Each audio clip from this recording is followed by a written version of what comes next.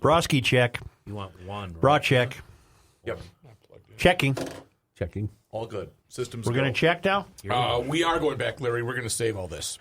Fratelloni's Ace Hardware and Garden Stores brings you Garage Logic Podcast number 325, Feb 18, 2020. 58 degrees on this day in 1981 and 2017. That's the middle of 3 days in a row. In 2017, they had a nice warm-up. Doesn't that sound good? 21 below on this day in 1903. And now, from the mayor's office above the boathouse on the east shore of Spoon Lake, it's Garage Logic with Rookie on production, Chris Reavers, director of social media, John Hyde in the newsroom, and occasionally Kenny from the Krabby Coffee Shop. Here is your flashlight king, fireworks commissioner, and keeper of common sense, your mayor, Joe Soucheray.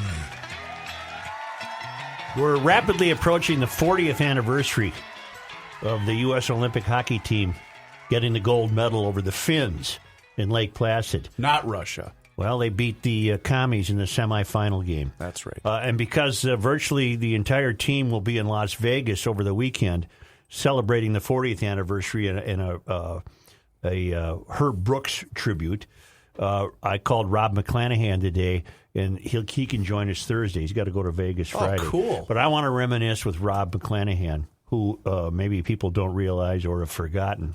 He scored what proved to be the winning goal over Finland in the gold medal game.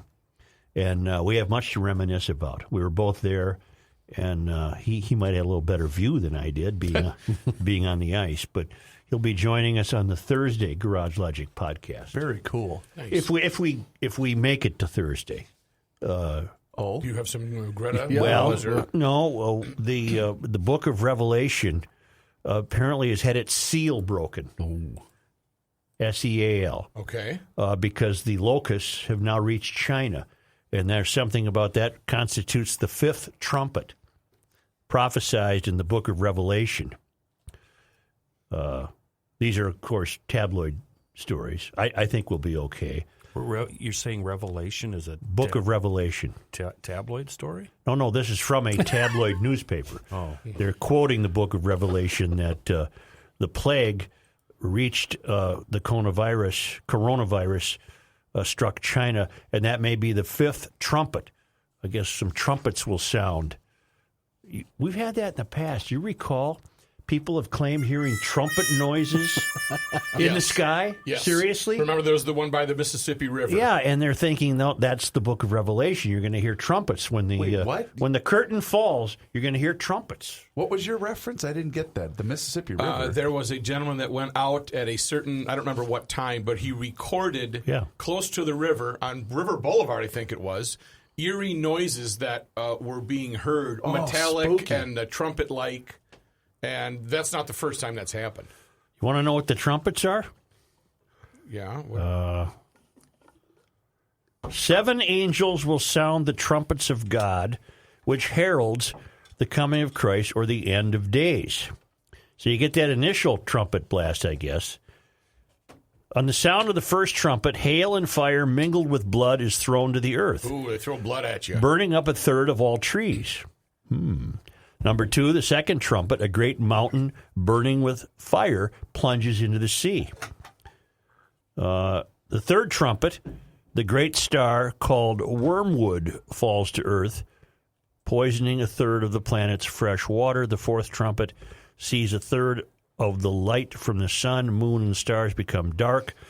And the fifth trumpet prompts a personified star to fall from the heaven, giving a key to a bottomless pit. It all sounds rather dreadful, doesn't it? It really does. I mean, it's and then the Vikings win the Super Bowl.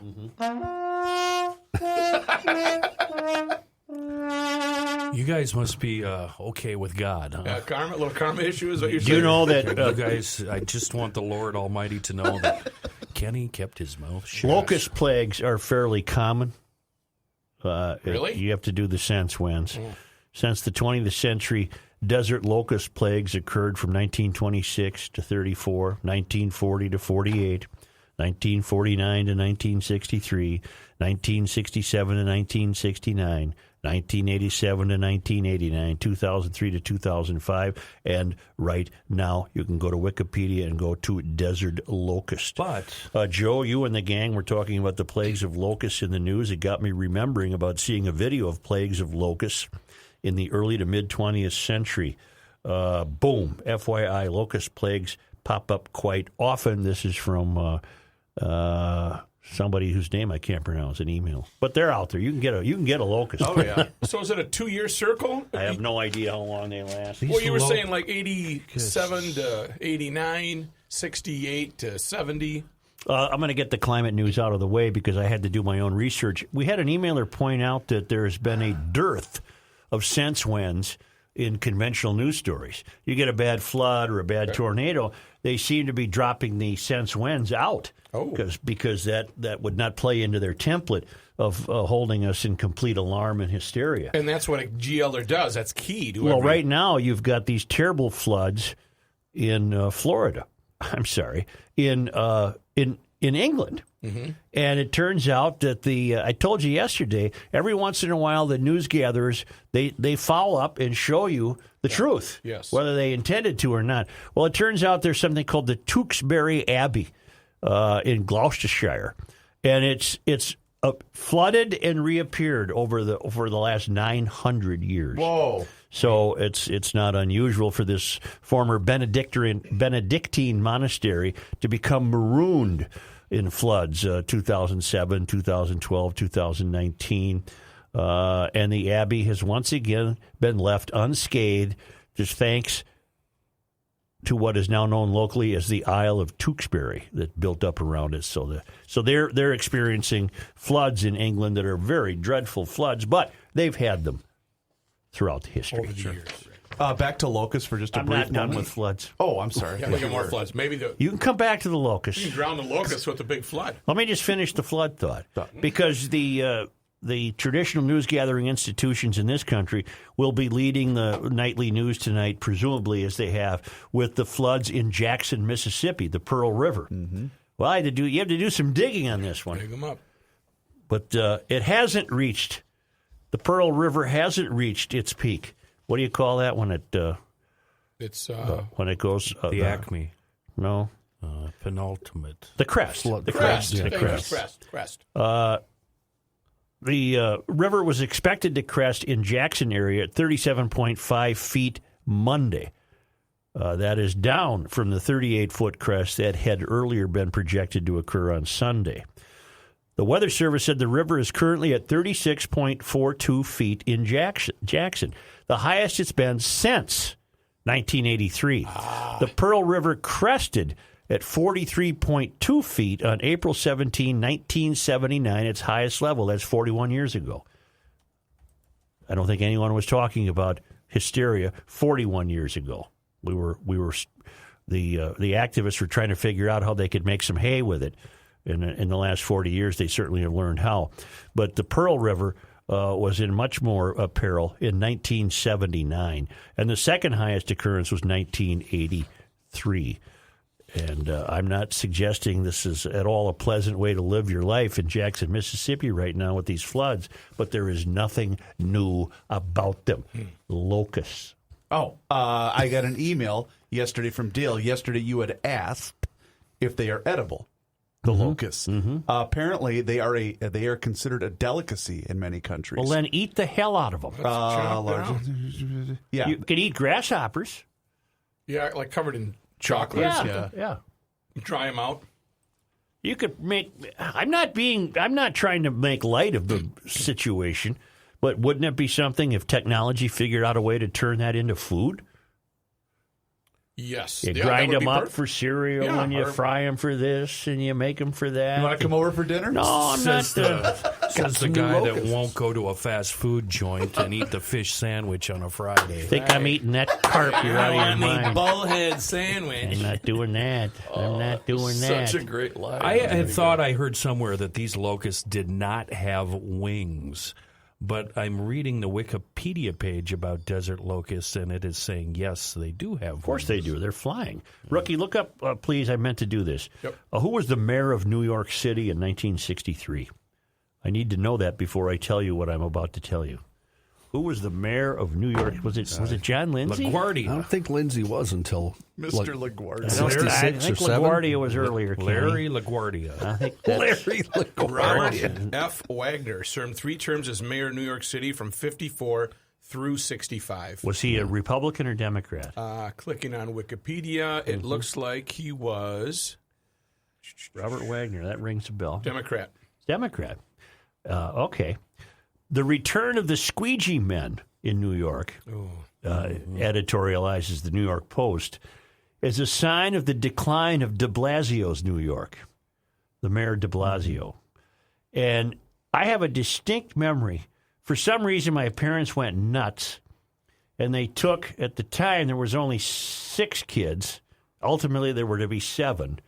They piled 6 of us in the wagon, and off we went. Sliders and slammers. Up through Canada, around, down, or over to Maine, and down to New York, and back here. And upon entering New York City, I have a distinct memory of these ne'er-do-wells swarming cars from under bridges. They would come out and had greasy, dirty rags. And they would wipe your windshield, not at all cleaning it, right, making it worse, but then expecting you to get a tip. And now the same thing is reemerging in New York. It was big in the late 70s when I was there, and it was big in the mid-90s when I was there a bunch of times. At least these guys are using squeegees. That would be worth a tip. Right. And they also have spray bottles, but do you know what's in the spray? Sometimes it might be something human. Yes. Yeah. The reason you probably went to New York was probably the big magnetic sticker conference sign that they were putting together some new products. Is this your trip to Montreal, too? Is this the same one? Went to Montreal, was on that trip. And Since we're talking trips, can we just take one side detour? I found myself going to the bank yesterday. I tried to this and morning. then remember it was a holiday yesterday, and I couldn't go to the bank. Did you go today? You didn't go yesterday. Is that your story? What happened with you? Today? I tried to go to the bank this morning, and I gave it 10 minutes and turned around because it was clear that traffic was not moving in St. Paul. Okay, good. Why is that funny, Reavers? What is wrong with you? What is wrong with you? Well, we were wondering how that story was going to make it onto the air after you went Royce on it and told everybody in the building once about it. And I feel slighted because I wasn't told the story exclusively on my own, so I feel a little left out. No, I tried to get to the bank. Tell me the whole story. Well, I went down the hill, and it was a traffic jam. Okay. I made moves and got my way out of there and went home. Did you make it to the bank? No, I didn't get to the bank. Come, you don't say. I got to get to the bank. We go to Twitter, and we see Joe tweeted the same thing, and he obviously hasn't been to Twitter since he tweeted that because some jackass named MSP Traffic responded, "Great story, Souch. Gonna tell that one on the podcast?" Can't wait to see what happens tomorrow. So that was the 4th time that I've heard that story this morning. 26 hours, by the way, to get to Maine from here. That'd be a fun drive. Well, we didn't do it nonstop. Well, I know. I'm just saying. I've told you guys this story before. I think it's an interesting socioeconomic and North American culture story because my brain tends to think in those ways. Okay. In the summer of '63, they pile us into the Ford Country Squire, and off we go. And I think Kenny can maybe corroborate this. If I ask you to look it up, I'll never get the information. Right. But what's the highway called? Is it Trans-Canada? I have it right here because I pulled up the map. Yeah. Under my you went direction. through Ottawa, correct? No. We probably – let me start over. Between Thunder Bay and wherever we went back into the United States. Yep. I wish people would focus for a change I've instead got of your screwing route. around. I've I got your got the route. Trans-Canada Highway pulled up right here. My mic died. Good. Constructed in 1962, so that would have been open. Brand new. I want to go home. Go. Leave. Yeah, here we go. Now it's back. All right. Did you hit the A/B switch? I did, I'm yeah. telling you, that fixes everything. It does. Sault sorry, Ste. Joe. Marie. You went through there, correct? That would be Sault Ste. Marie. Yeah, whatever. Sault Ste. Marie. If Lou Nanny was dead, he'd be rolling over in his